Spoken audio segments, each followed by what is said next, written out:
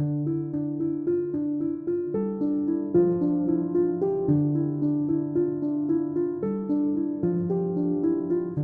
in 1965, a nervous 15-year-old named David Sklar had just transferred into an exclusive New England prep school, Phillips Exeter Academy, for his sophomore year. About 2 weeks after starting the fall term, he says all the new boys at the school, about 200 of them, were herded into a large conference room and sorted alphabetically. They didn't know why. We were then sent into a smaller room, and in that smaller room, we were then told to take off all of our clothes, and then we were photographed, and we were photographed in 3 poses. One was straight on, and one was back, and one was sideways, and that was it. We weren't told why this was done or what was going to happen to these photographs, what they were being used for. Sklar says the process happened every year, at least for a while, and it didn't seem to raise any eyebrows. However, today, we'd call it abusive. I would say it was a traumatic experience for me because I was new to the school and I was very, I would say, insecure. I was worried that I was going to flunk out of school and not be able to do the work. I came from a public school that was a pretty poor public school, and I was going to a private school that was very, very competitive. So I was always kind of anxious anyway to begin with, and then having to stand up naked in front of someone taking my photograph was, well, highly embarrassing and sort of humiliating. Today, Sklar is an associate dean and professor in the College of Health Solutions at Arizona State University and former editor-in-chief of the journal Academic Medicine. He's also author of the book Atlas of Men, a novel based on what happened at Phillips Exeter. But he says the boys there were far from alone. He found out later that the same kind of pictures were being taken of entering freshmen at most Ivy League colleges and 7 sister schools like Vassar and Wellesley. And it was written about in the New York Times as sort of an expose of this research that a professor named William Sheldon had been doing at several colleges, and similar pictures were being taken and people were also being photographed nude in the same way. And so I read about that, found out about it, and then talked with the school physician who I continued to know, I continued to stay in contact with after I graduated, and asked him about it. And I said, I wonder if these photographs that were taken have anything to do with that research study. And he said, oh, yes, we were part of that. Sklar says students weren't asked for permission, and nobody he knew of ever thought to object. Parents were never notified, and at some schools, it apparently went on for nearly 30 years. Schools that were engaged in this, that were doing this, certainly should have known better. I think this was unethical research, and it was unfortunate, and I think that it's unclear how much it harmed people. Now I think if we found out that a bunch of 14 or 15-year-old boys or girls, were forced to strip naked and have themselves photographed, I think we'd be pretty appalled.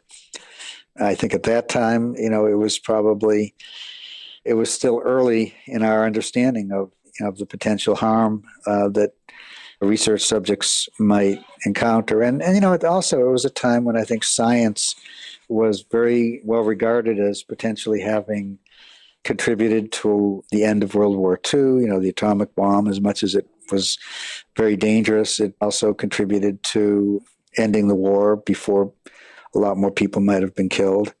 And I think there was sort of this pride in science and a willingness to kind of accept that although there might be some risk with science, that the benefits would outweigh the risks. However, today you have to wonder.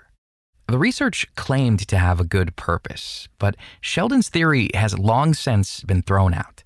It was called somatotyping, where you could predict a person's personality or future for leadership, things like that, based upon the calculation of certain scores related to their body type that the person had. And there's 3 main body types that people usually can consider as sort of the main types. These are like more or less the extremes. The ectomorph is the kind of tall, thin person.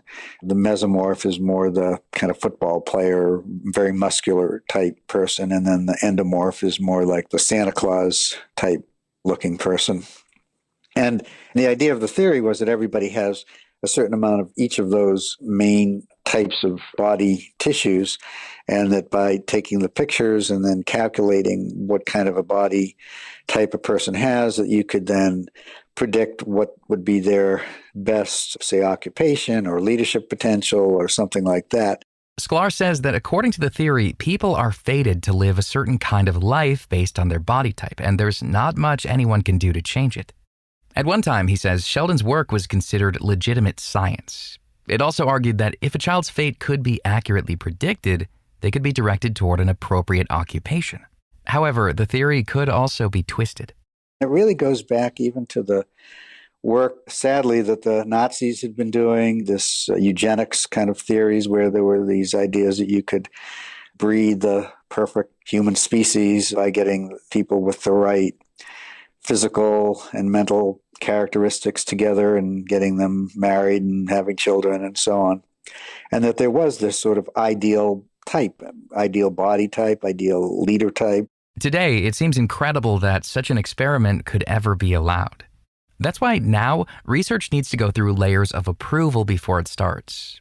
But for Sklar, the biggest lesson isn't how far we've come in protecting our kids. It's in how far we have yet to go to keep from labeling others or allowing it on ourselves. You should not feel limited by certain characteristics that have been imposed upon you, particularly those from, in this case, it was, I think, very faulty scientific thinking.